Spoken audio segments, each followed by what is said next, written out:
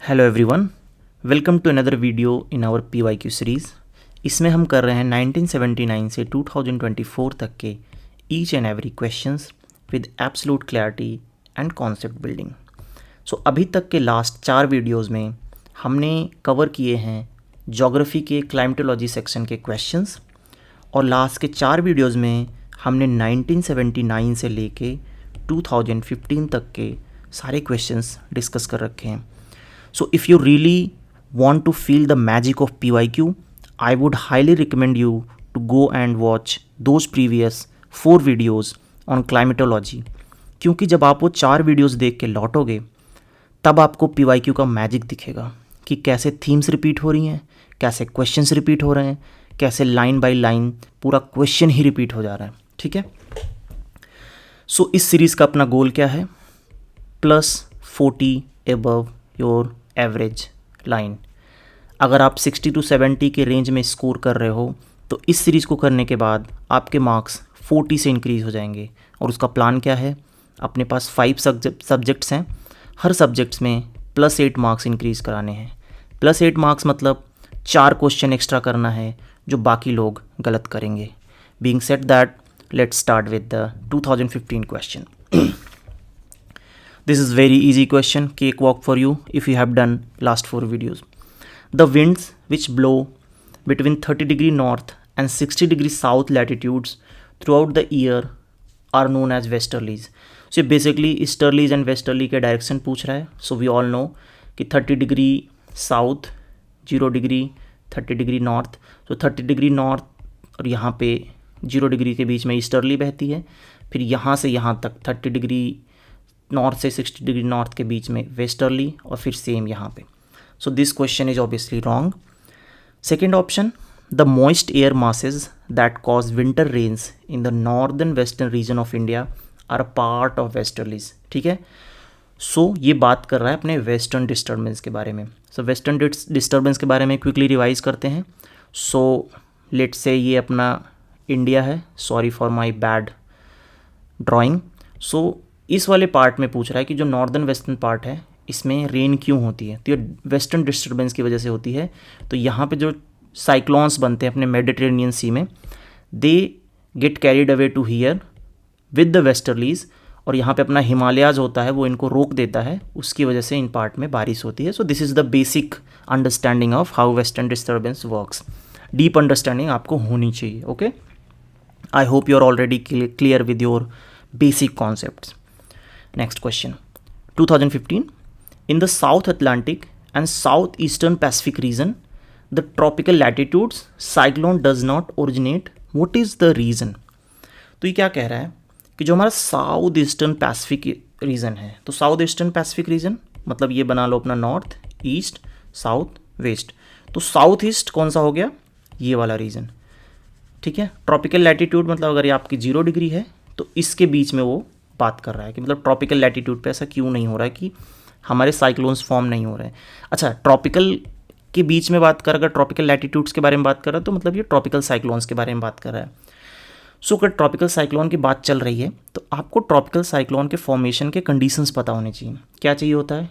27° का टेम्परेचर होना चाहिए, कोरियोलिस फोर्स एक्टिव होना चाहिए, लो प्रेशर बेल्ट होनी चाहिए। ठीक है, और क्या होता है कि वर्टिकल विंड नहीं होनी चाहिए ताकि डिस्टर्बेंस ना हो। तो इस तरह के 4-5 कंडीशंस होते हैं that are must for tropical cyclones. तो इसमें कह रहा है कि साउदर्न ईस्टर्न पैसिफिक रीजन में ट्रॉपिकल साइक्लोन्स क्यों नहीं फॉर्म होते। So let's explore 1 by 1 option, क्योंकि इसमें डायरेक्टली करेक्ट ऑप्शन पे पहुंचना थोड़ा सा डिफिकल्ट है, तो इसलिए हम रॉन्ग को एलिमिनेट करेंगे। पहला option correct, sea surface temperature are low, can't happen right. Tropical latitude में टेम्परेचर की कोई कमी नहीं होगी, आराम से पहुंच जाएगा, तो ऑप्शन ए इज रॉन्ग। ठीक है, option B, inter tropical convergence zone seldom occurs. Okay, we can let's may be अभी हम इस पर नहीं पहुंच पा रहे हैं, हमें नहीं पता। Coriolis force is too weak. No, Coriolis force is too weak only at the equator. बाकी इक्वेटर के आसपास कोरियोलिस फोर्स काम करता है, and Coriolis force is independent of so many things. इसको बस लैटिट्यूड से फर्क पड़ता है। ठीक है, so Coriolis force is too weak is not correct. अगर Coriolis force is too weak correct होता तो सिर्फ साउदर्न ईस्टर्न पैसिफिक रीजन में ही क्यों होता? बाकी रीजन्स में भी यहाँ भी तो कोरियोलिस फोर्स वीक हो सकता था. So this is wrong. Absence of land in those region. आप बताओ लैंड का ट्रॉपिकल साइक्लोन से क्या लेने देना है. इनफैक्ट जब लैंड हिट करता है तो ट्रॉपिकल साइक्लोन डेड हो जाते हैं, उसको कट ऑफ बोला जाता है ना, लैंडिंग ऑफ ट्रॉपिकल साइक्लोन्स बोला जाता है. So this is also wrong. So आपने 3 ऑप्शन एलिमिनेट करके 4th पे पहुंच गए. लेकिन नाउ दैट वी नो कि ये अपने प्रीवियस ईयर में आ चुका है, लेट्स एक्सप्लोर इट कि ऐसा होता क्यों है. तो अगर आप इंटर ट्रॉपिकल कन्वर्जेंस जोन के बारे में पढ़ो तो वहाँ पे जहाँ पे लो प्रेशर होता है, ठीक है. तो लेट्स से अगर आप आइडियल कंडीशन में इक्वेटर पे मानो तो यहाँ पे बिल्कुल लो प्रेशर होता है, क्योंकि यहाँ पे सनराइज मतलब सन बहुत ज़्यादा टेम्परेचर की वजह से सारी गैसेस उठ जाती हैं, तो यहाँ नीचे लो प्रेशर क्रिएट हो जाता है. But what happens when sun moves toward south and north, ये इंटर ट्रॉपिकल कन्वर्जेंस जोन भी शिफ्ट होता है. ओके, तो ये जो दिखा रहा है आपका ये पोर्शन, ये दिखा रहा है जुलाई का ITCJ, ठीक है. जुलाई में आपका सन यहाँ कहीं ट्रॉपिक ऑफ कैंसर के आसपास होगा. तो अगर आप देखो क्योंकि जुलाई में जो है वो यहाँ पे ज़्यादा बेंड आया हुआ है आपके कॉन्टिनेंट पे. कॉन्टिनेंट पे बेंड क्यों आता है? क्योंकि कॉन्टिनेंट जल्दी गर्म हो जाता है कंपेयर टू ओशन. ओके, अब ये जुलाई का हो गया, ये आपका जनवरी का हो गया इंटर ट्रॉपिकल कन्वर्जेंस जोन.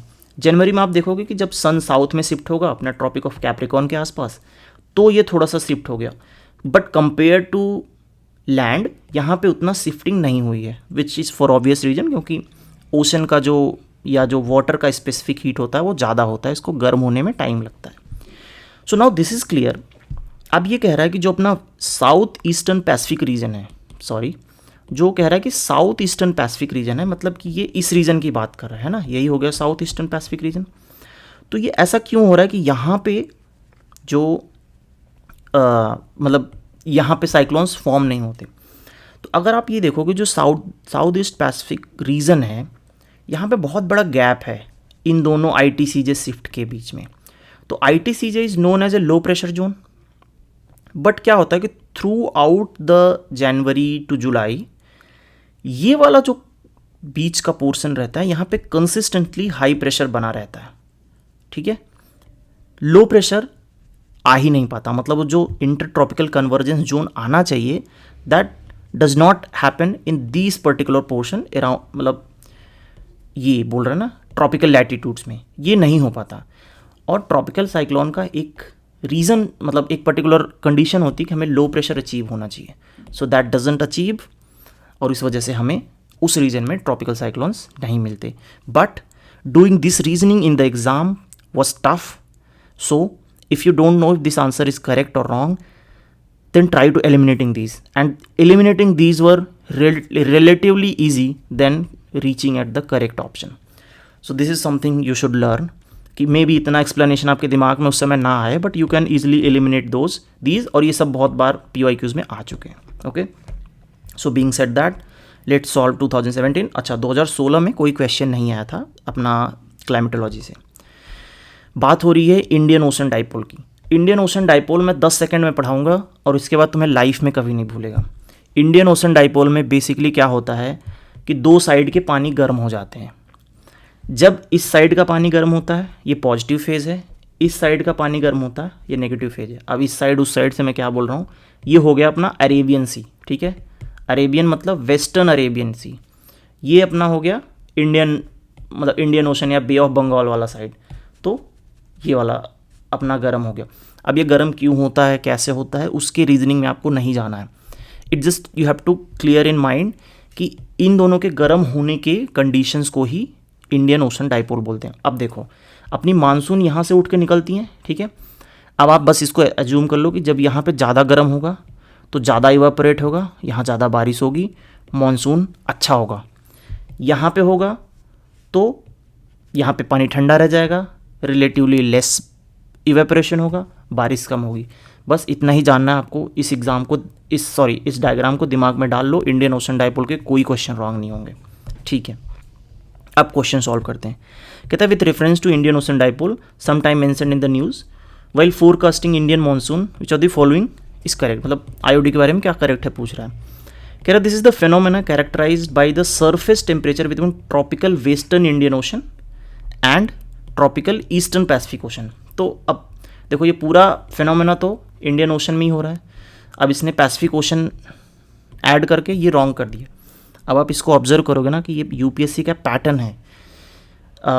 अभी जब हम वो पढ़ रहे थे एल नीनो ला नीना, उसमें भी उसने ये पैसिफिक ओशन और इंडियन ओशन वाला गेम खेला था।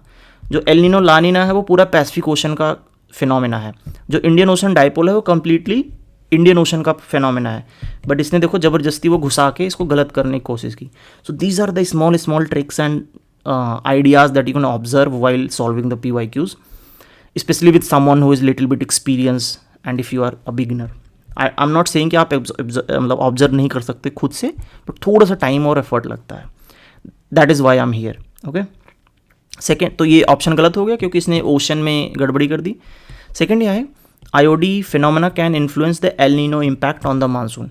ठीक है, तो एल नीनो से क्या होता है कि एल नीनो से अपना मानसून थोड़ा सा वीक हो जाता है। कल हमने डिस्कस किया था ना कि ला नीना मतलब और लाओ मानसून, एल नीनो मतलब लेस मानसून। तो अगर एल नीनो की वजह से थोड़ा सा मानसून स्लो हो रहा है तो बट इंडियन ओशन डाइपोल आ जाएगा तो मानसून का इम्पैक्ट थोड़ा सा बढ़ जाएगा।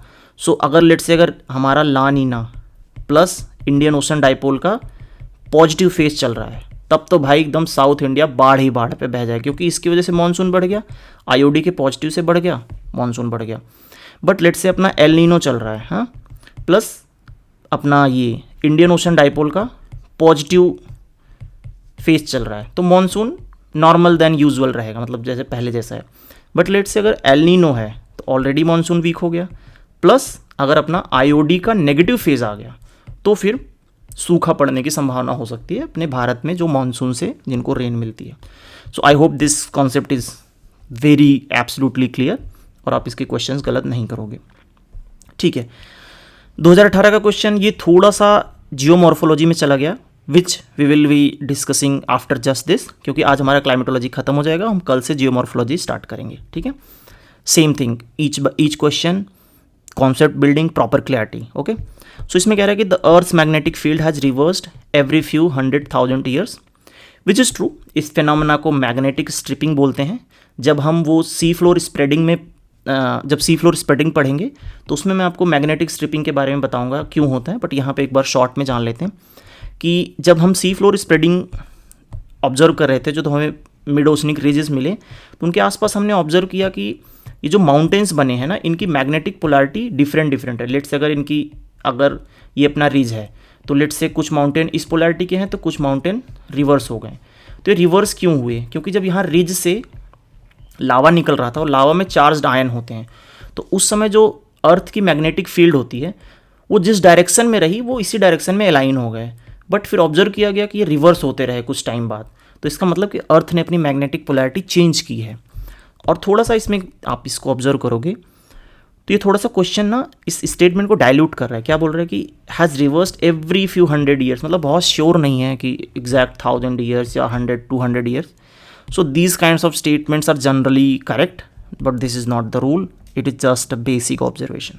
ठीक है, तो इसको मैग्नेटिक स्ट्रिपिंग बोलते हैं, पोलैरिटी रिवर्स होती है, ये हम डिस्कस करेंगे जियोमॉर्फोलॉजी में अच्छे से। सेकेंड आया when the earth was created more than 4,000 million years ago there were 54% oxygen and no carbon dioxide. of course जब 4,000 million years ago earth create हुई थी we don't know anything about that time कि क्या हुआ था exactly, तो हम कुछ भी नहीं बोल सकते कि वहाँ पे कौन सी गैस थी क्या थी because we don't know frankly. so अगर कोई भी चीज़ इतने पुराने फिनोमेना के बारे में इतना अच्छे से बोल रहा है ना ये गलत है, इसको काट दो। और इसके लिए आपको रूल समझने की भी ज़रूरत नहीं कि हाँ नो है या ए नहीं है तो मैं काटूंगा, ये तो बेसिक अंडरस्टैंडिंग है भाई। ठीक है, third, when living organism originated they modified the early atmosphere of the earth. Yes, they could have, they definitely would have, we can not say कि they did not modify at all. ठीक है, तो ये सही हो गया।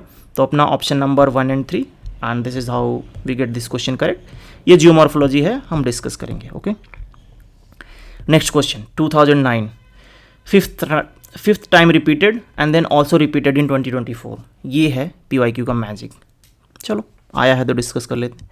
Y are dew drops not formed on cloudy night. ठीक है, क्लाउडी नाइट 20 बार डिस्कस कर चुके हैं। ये क्लाउडी नाइट होता है, टेरेस्ट्रियल रेडिएशन निकलता है, लॉन्ग वेवलेंथ होती है, ये एब्जॉर्व कर लेता है, वापस रिफ्लेक्ट करता है तो ये गर्म हो जाता है, ड्यू पॉइंट अचीव नहीं होता तो अपना ड्यू नहीं फॉर्म होता, सेम लाइक पैरेट। ठीक है, तो option cloud reflects the earth radiation and that's why the dew drops are not formed. ठीक है. Second question, sorry 2020 not 22. इसमें क्या कह रहा है कि jet stream occur in the northern hemisphere only. No, jet stream हमारे पास दो तरह की होती हैं, polar jet stream and sub tropical jet stream, और ये दोनों ही हेमिस्फीयर में होती हैं. अगर आपको इसके बेसिक्स नहीं पता है तो go and clear them. Okay, so this becomes obviously wrong. Only some cyclones develop an eye. हाँ ठीक है, साइक्लोन दो तरीके के होते हैं अपने, टेम्परेट साइक्लोन, ट्रॉपिकल साइक्लोन. तो जो हमारे ट्रॉपिकल साइक्लोन होते हैं they develop I, but temperate cyclones do not develop I. Tropical cyclones और टेम्परेट साइक्लोन के डिफरेंस को जरूर पढ़ लेना, क्योंकि ये मेंस में भी कभी भी टपक सकता है, अभी तक आया नहीं है वैसे.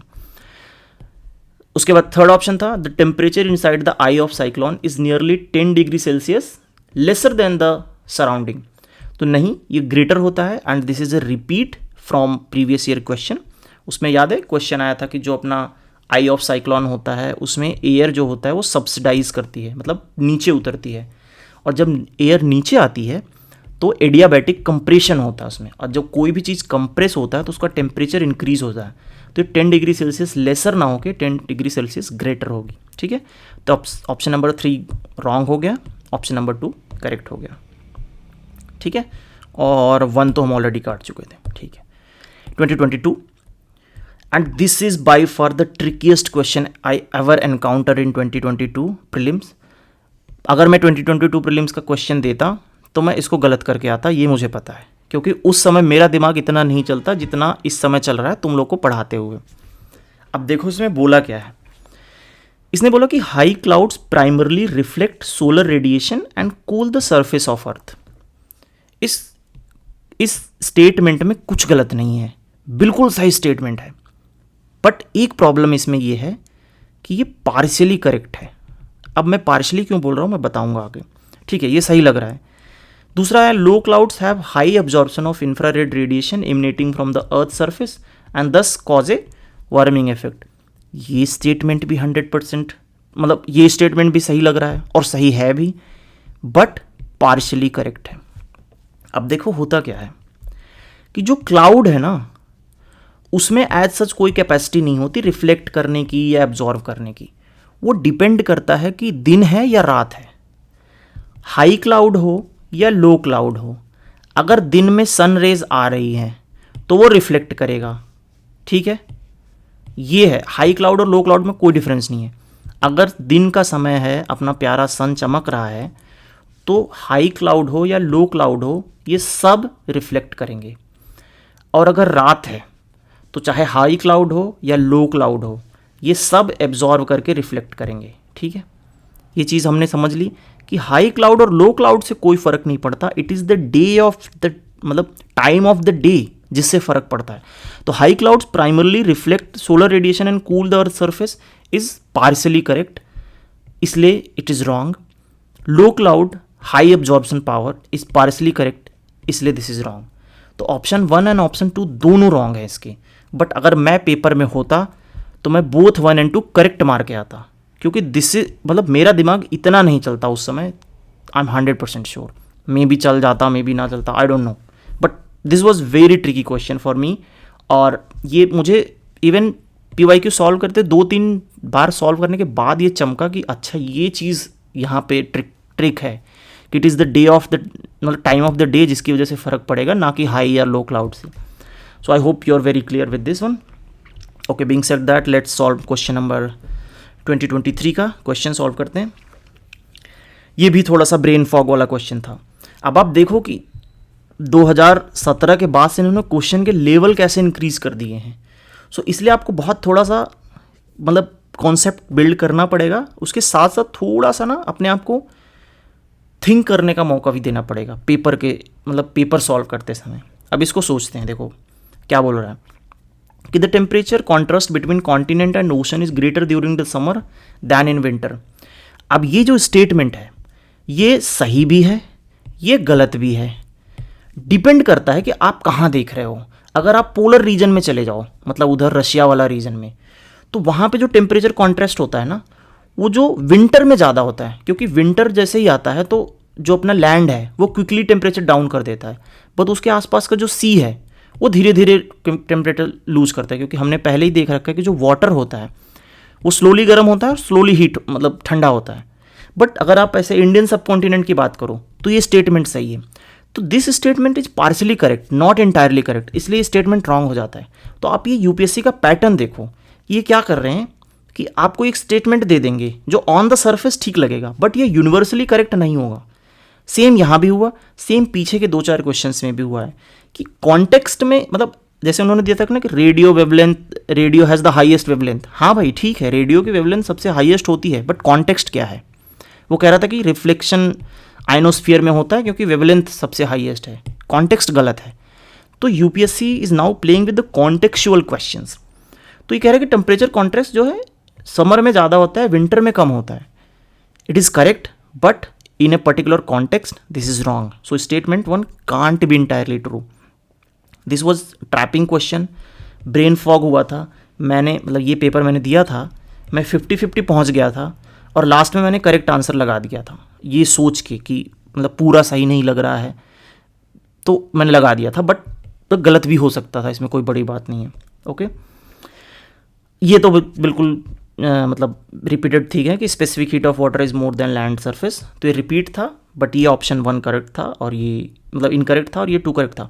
उसके बाद जब 2023 का पेपर दे के आए थे ना, तो बहुत सारी कोचिंगों में ना ये ऑप्शन आया था, बोथ 1 and 2 आर करेक्ट, ये ऐसे ऑप्शन करके, because they can not think like that. तो बहुत डिस्प्यूट था ये क्वेश्चन, बट लास्ट में जब यूपीएससी ने क्लियर किया और जब मैंने लास्ट के ट्रेंड्स ऑब्जर्व किए कि वो कॉन्टेक्चुअल चीज़ों को घुमा रहा है, तो मुझे बिल्कुल सही लगा। So now I am 100% with UPSC मतलब ऑफिशियल आंसर की। 2023 with reference to Earth's atmosphere, which of the following statement is correct? कह रहा है कि total amount of insolation received at the equator is roughly 10 times that received at the pole. ठीक है, आप ऐसे एग्जाम में आपको एक क्वेश्चन दिखा, अभी आप सोचने बैठ जाओगे कि रफली 10 टाइम्स होता है कि 15 टाइम्स होता है। आप ना बेसिक पे जाओ, बनाओ इक्वेटर। आप इक्वेटर को इतना भाव क्यों दे रहे हो? क्योंकि जी सन ना इस पे डायरेक्ट पड़ता है। अच्छा, वो तो ट्रॉपिक ऑफ कैंसर पे भी पड़ता है, कभी कभी ट्रॉपिक ऑफ कैप्रिकॉन पे भी पड़ता है, इन सारे पार्ट्स पे कहीं ना कहीं पड़ता है। तो यहाँ पे 10x कैसे हो गया? और इतनी बड़ी धरती है ना, और एक आप छोटे से 2-3 लैटिट्यूड को आप पूरा 10x बोल दोगे, दिस इज़ नॉट राइट। तो ये इनकरेक्ट हो जाएगा। ये रीजनिंग आपको करनी पड़ेगी थोड़ी सी बेसिक लगा के। उसके बाद आके क्या बोल रहा है? इंफ्रारेड रेज कंस्टिट्यूट रफली 2/3 of the insolation.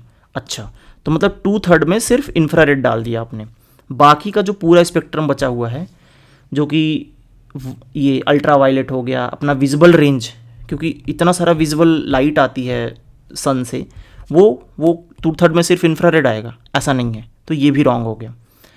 Infrared waves are largely absorbed by water vapour that is concentrated in the lower atmosphere. अच्छा, अगर आप इस क्वेश्चन इस पर्टिकुलर स्टेटमेंट को पढ़ो, अभी आप इसको भूल जाओ। कह रहा है कि water vapour that is concentrated in the lower atmosphere. ये क्वेश्चन रिपीट नहीं है, जब भी हम वो जेट स्ट्रीम वाला पढ़ रहे थे कि जो हमारी जेट हैं वो लोअर ट्रोपोस्फियर में, सॉरी लोअर स्ट्रेटोस्फियर में क्यों चलती हैं? क्योंकि हमने डिस्कस किया था कि वहाँ पे वाटर वेपर नहीं होते। तो वाटर वेपर कहाँ होंगे? ट्रोपोस्फियर में। तो ये सही दिखा रहा है कि लोअर एटमॉस्फेयर में वाटर वेपर होते हैं, और कह रहा है कि infrared waves are largely absorb by them. I am not sure कि सही है या गलत है। So let's move on to next question. Just remember कि ये 2 हम काट चुके हैं because with the basic rule. कह रहे हैं कि infrared waves are the part of visible spectrum of electromagnetic light in solar radiation. ये तो बिल्कुल ही बेकार क्वेश्चन हो गया, क्योंकि जो अपना स्पेक्ट्रम ऑफ लाइट है उसमें इंफ्रारेड अलग से है, विजिबल अलग से है। तो infrared is not a part of visible, तो ये गलत हो गया। So we reach to the C. अब देखो 2023, 2022, 2021 के क्वेश्चंस ऐसे आ रहे हैं ना कि आप सीधा करेक्ट आंसर को टिक कर ही नहीं सकते। तो हो सकता है कि आपको गलत कर करके करेक्ट आंसर पे पहुंचना हो। तो अब इसमें आप इसके बारे में श्योर हो। अब मान लो कि हाँ भाई वेव एब्जॉर्ब करती है, मैं नहीं कह सकता ना कि आपको ये सपना आ जाना चाहिए था कि नहीं करता होगा, मैं पढ़ के जाना चाहिए था। You can not possibly read it. ना एनसीईआरटी में है, ना आपके PYQs में आया हुआ है, कहाँ से पढ़ लोगे इसको? नहीं पढ़ पाओगे। तो आपको एलिमिनेट करके ही यहाँ तक पहुँचना होगा, और थोड़ा सा बेसिक दिमाग लगा के, ठीक है। So I hope you are clear with this one. अब हम अपना लास्ट का डिस्कस करते हैं। 2024 का पेपर ज्योग्राफी का रिलेटिवली इजी आया था because questions were repeated from the previous year questions and that was good news. So okay, statement 1, the atmosphere is heated more by incoming solar radiation than by terrestrial radiation. ये 5वीं बार repeat हुआ है, so I am not going to discuss again. Okay, so I hope you already know this कि this statement is wrong and why it is wrong. Statement 2, carbon dioxide and greenhouse gases are good absorber of long wave radiation. So this is statement 2 is correct, statement 1 is incorrect, so this is wrong. चलो यार ये बता ही देता हूँ तो क्या होता है कि इसमें atmosphere is heated more by incoming solar radiation, ऐसा नहीं है। जब इनकमिंग सोलर रेडिएशन होती है वो शॉर्ट वेवलेंथ की होती हैं, तो शॉर्ट वेवलेंथ सीधा क्रॉस कर जाती है एटमॉस्फेयर को। फिर जब शॉर्ट वेवलेंथ को हमारी प्यारी धरती एब्जॉर्व करती है और लॉन्ग वेवलेंथ में इसको रेडिएट करती है, तब जाके हमारी एटमॉस्फेयर गर्म होती है और बाद में वही ये अपनी CO2 और CH4 जितनी भी ग्रीन हाउस गैसेज हैं ये इनको एब्जॉर्व करके वापस से रिफ्लेक्ट करती हैं, तो अपना टेम्परेचर बढ़ता है, उसको हम ग्लोबल वार्मिंग कहते हैं। ठीक है, 2024 क्वेश्चन आया, thickness of the troposphere at the equator is much greater as compare to the pole. Repeated third time, NCERT का एग्जैक्ट लाइन है। Okay, the power of PYQs and static.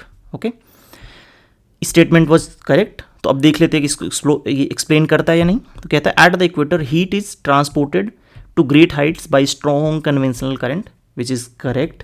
क्योंकि क्या होता है कि इक्वेटर पे टेम्परेचर ज़्यादा होता है, टेम्परेचर ज़्यादा होता है तो कन्वेक्शनल करंट चलती है और उससे गैसेस एक्सपैंड होती हैं, इसलिए जो हमारा हाइट ऑफ ट्रोपोस्फियर होता है वो सबसे ज़्यादा होता है इक्वेटर पे। ठीक है, so this is correct. So हम फिनिश कर चुके हैं, congratulation, climatology section of geography from 1979 से 2024 तक का, with each and every question with absolute clarity. And I hope you are really enjoying these classes, and if yes, then I would like to request a small favor from you. Subscribe to this channel, leave 1 or 2 comments and at least like the video, क्योंकि इससे क्या होगा, जैसे मैं content upload करूँगा YouTube आपके पीछे पड़ जाएगा कि भाई अब क्लाइमेटोलॉजी पढ़ लिया है, चल जियोमॉर्फोलॉजी पढ़, अब जियोमॉर्फोलॉजी पढ़ लिया है, अब चल इकॉनमी पढ़। PYQ तो तुझे करके ही जाना है, तुझे अपने बेस से +40 इंक्रीज़ ही करके लाना है और ये प्रीलिम्स लास्ट होना चाहिए। ठीक है, that is my goal and I am doing it absolutely free. I am not trying to sell you anything, and I'm teaching it from the student perspective because मैं भी एग्ज़ाम लिखूँगा, so I know what pain and what problems you might get into. So just hit the subscribe, like the video and see you in the next one. Thank you so much.